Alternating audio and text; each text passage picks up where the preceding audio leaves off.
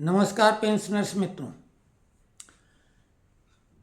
कल हम video upload नहीं कर पाए, परसों आपके कई सवाल थे तो आज उपस्थित हैं और कोशिश करेंगे कि हम जो भी आपको बताएं उससे आपको संतुष्टि हो। अभी बेहद महत्वपूर्ण मुद्दा है डीए वृद्धि जो 3% हुई, यानी 50% से बढ़कर 53% हो गई। लेकिन स्पर्श ने अभी जो मैसेज भेजा है वो केवल 50% डीए वाला, यानी पुरानी जो पिछले महीने पेंशन मिली थी वही रिपीट की है। तो कई लोग इससे असंतुष्ट हैं और वो पूछ भी रहे हैं। कई लोग तो सीधे भाजपा सरकार को दोषी बता रहे हैं, भाई सरकार तो भाजपा की है, दोषी तो उन्हीं को आप बताएंगे, ठीक है। लेकिन हम आपको आश्वस्त करना चाहते हैं कि दिवाली के पहले 4 महीने का एरियर अलग से आपको मिलेगा। बिल्कुल निश्चिंत रहें, क्योंकि स्पर्श बहुत पहले से तैयारी कर लेती है तो उन्होंने वही पुराना मैसेज भेज दिया। लेकिन 4 महीने का डीए डीआर एरियर भी दिवाली के पहले ही मिलेगा। और अगर ऐसा नहीं सरकार करती है या कर पाती है तो फिर तो इस ढीले ढाले रवैये के लिए सरकार की जितनी भी आलोचना की जाएगी वो कम होगी। घोर आलोचना, 100 में 100% आलोचना जितनी कड़े शब्दों में की जा सके। लेकिन अभी आप थोड़ा धैर्य करें। 31 तारीख के पहले 4 महीने का डीए एरियर आपको मिल जाएगा।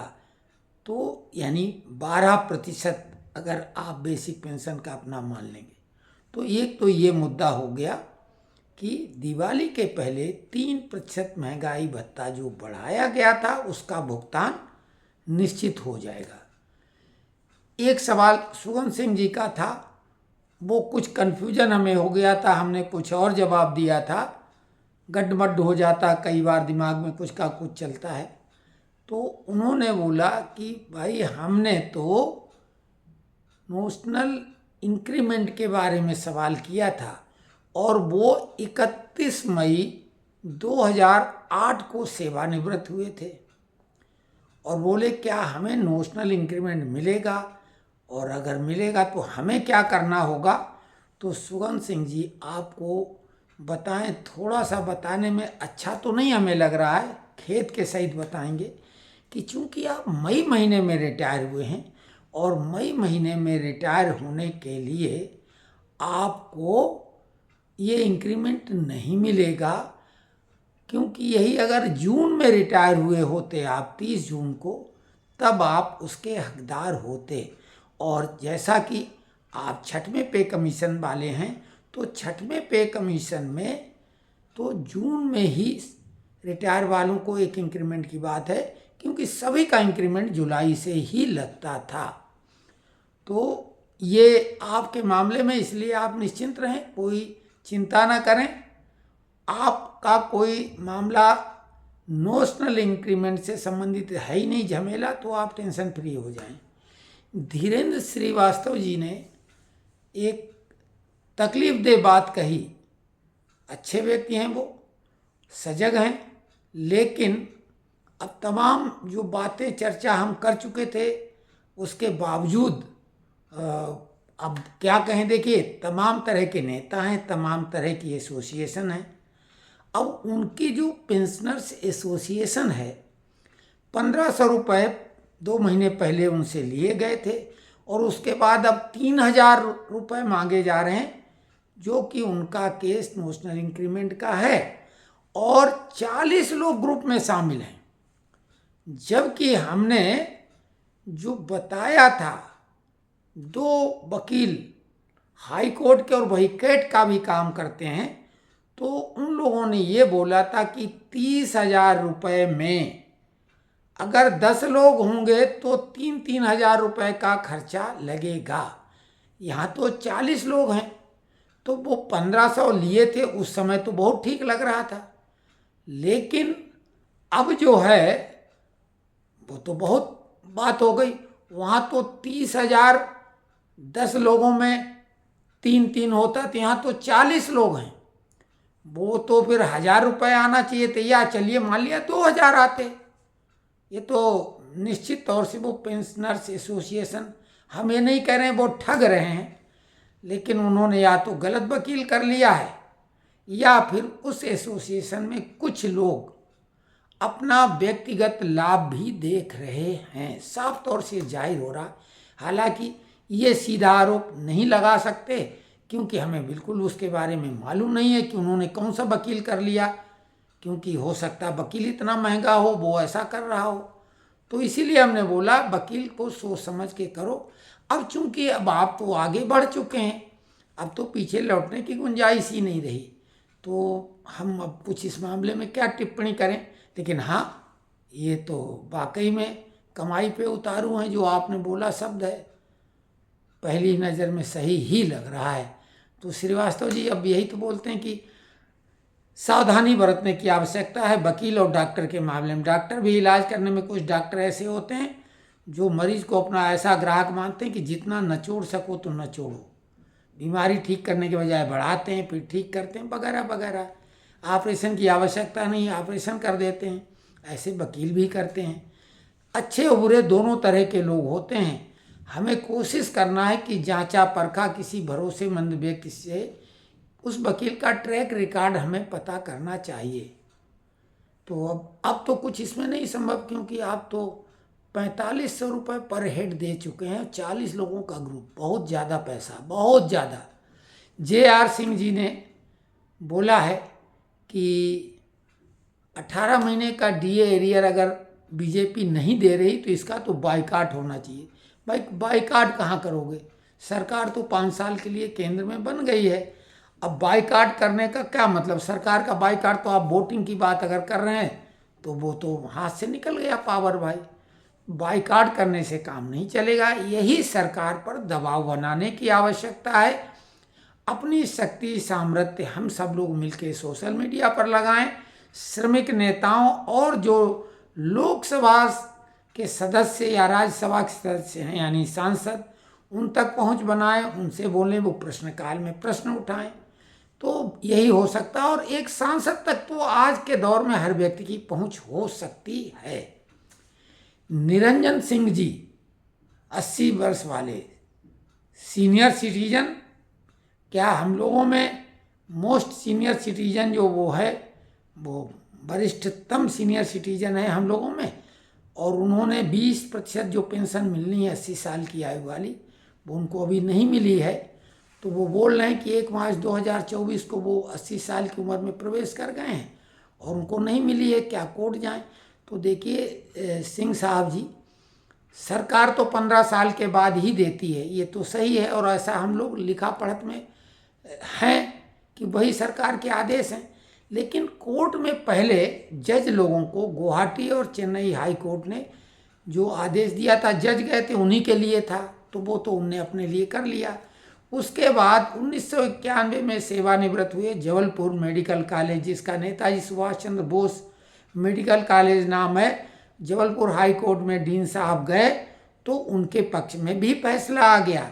यानी 80 साल में जैसे ही प्रवेश करेंगे 20% पेंशन मिल जाएगी, लेकिन इसके लिए कोर्ट जाना पड़ेगा। अन्यथा फिर पूरा जिस महीने में डेट ऑफ बर्थ भले हो 15, 16, 18, 20 या 1, उसी महीने से जिस महीने में 80 साल की आयु पूरी होती तब 20% मिलती है। वही स्थिति 85 की है, 30 की, 90 में 40, 95 में 50 और 100 में 100%, यानी डबल। तो वो अभी तो यही नियम है। कोर्ट में जाने से यही है फर्क कि कोर्ट जो ऑर्डर करेगा सरकार को मानना होगा।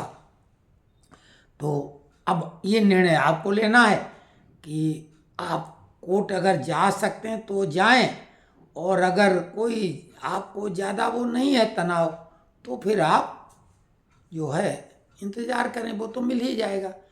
दीनदयाल तिवारी जी बहुत अच्छे व्यक्ति हैं, उन्होंने ज़रूर एक शिकायत की है कि भाई नवंबर की सैलरी या पेंशन में अब DA DR मिलेगा। एक तरह के उन्होंने एक उदास भाव से वो बात की, क्योंकि त्यौहार सर पर दिवाली, धनतेरस, ये सब जो है बिना धन के धनतेरस मनाने की बात है। पेंशन तो हमारी रूटीन में सेट है, अगर एरियर मिलता तो उसका एक अलग आनंद आता है। बात सही है, लेकिन तिवारी जी हमने शुरू में ही बता दिया कि दिवाली के पहले 4 महीने का एरियर मिलेगा। कई मित्रों ने संतोष जाहिर किया था हमारा जो वीडियो है, और हमने लगातार जो बातें कही थी वो सही साबित हुई। कई लोगों ने फ़ोन करके हमको बोला कि हमें आप पे पूरा भरोसा तो था, लेकिन अब वो और मजबूत हो गया। तो अब इसके लिए हम साधुवाद देंगे, धन्यवाद देंगे। और हम ये ज़रूर कह रहे हैं कि हमारे ऊपर दबाव अब बनना शुरू हो गया, क्योंकि जब लोग ये खुद कह रहे हैं कि आप भरोसेमंद हैं, हम आपके चैनल को भरोसे के साथ देखते हैं, अब ये दायित्व तो और बड़ा हो जाता है। कोई भी बात कहने के पहले हमको उसको क्रॉस चेक करना जरूरी, वैसे हम करते ही थे, अब और ज़्यादा हो गया, डबल फिल्टर करना पड़ेगा, क्योंकि अब आपने सील ठप्पा लगा दिया कि ये चैनल भरोसेमंद है, ये व्यक्ति भरोसेमंद है। तो जिन लोगों ने भी धन्यवाद दिया है, संतोष जाहिर किया है और भरोसा किया है, साधुवाद आपको। और भरोसा आपके अंदर है। कोई भी व्यक्ति भरोसेमंद नहीं होता, भरोसा जो करता है वो भरोसा उसके अंदर होता है।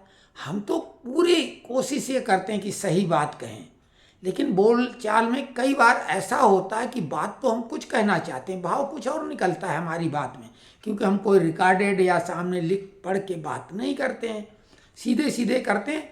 क्योंकि प्रोफेशनल चैनल हमने इसको बना ही नहीं, बन गया था लेकिन हमने वो प्रोफेशनल के बजाय फ्री कर दिया, ताकि ये डेट से आपको कोई भी दिक्कत ना हो। अब कुछ लोग खबर 18 महीने डी एरियर की भी चलाने लगे हैं। 4 महीने का तो मिलेगा, 18 महीने डी एरियर मिले तो वो इंतज़ार करिए, बिल्कुल मिलेगा। 18 महीने का डी एरियर बरकरार है, मिलेगा, लेकिन नोशनल इंक्रीमेंट और कम्यूटेशन और ये 18 महीने डी एरियर, ये 3 मुद्दे हैं जो नेशनल काउंसिल जेसीएम की बैठक जो 2024 में अभी एक होनी है, और साथ में फिक्स मेडिकल अलाउंस जिसकी चर्चा बहुत दिनों से हमने नहीं की थी, बेहद आवश्यक है। 1000 रुपये में क्या होता है एक व्यक्ति के परिवार में, अगर पति पत्नी 2 ही लोग दिखाने जाएंगे तो कंसल्टेशन फीस 1000 रुपये हो जाती, दवा अलग से। तो फिक्स मेडिकल अलाउंस भी है।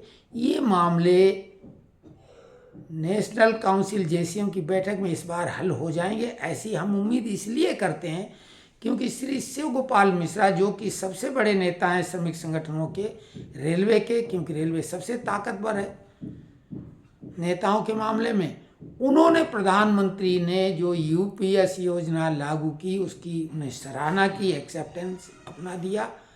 तो अब उनका रुख पॉजिटिव है।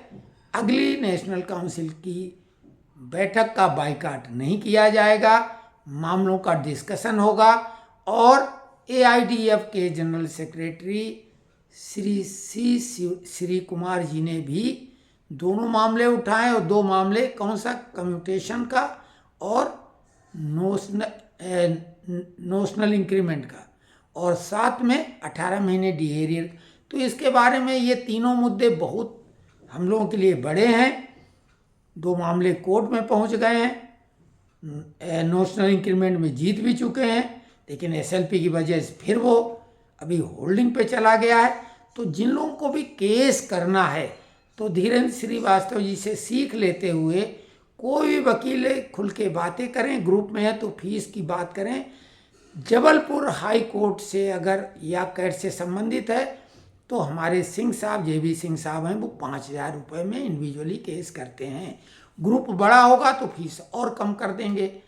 और इलाहाबाद हाई कोर्ट के जो वकील थे उनके बारे में जो जानकारी थी वो 30,000 में ग्रुप का पूरा करते हैं। 10 लोगों के ग्रुप की बात थी, 10 के ऊपर होगा तो फीस थोड़ी बढ़ाएंगे। तो उस तरह से 3000 पर हेड ही आती अगर 10 लोग हो जाएं। अगर 2 लोग करेंगे तो 15,000 होगा, 6 लोग होंगे तो 5,000 होगा। तो वो मामला तो अब धीरेन्द्र श्रीवास्तव जी का चला गया है हाथ से। और लोग करें तो एक तो अभी ये रहा है कि 4 नवंबर तक का इंतज़ार कर लें। एसएलपी खारिज अगर हो जाएगी तो मामला कोर्ट में तब आगे बढ़ाएं।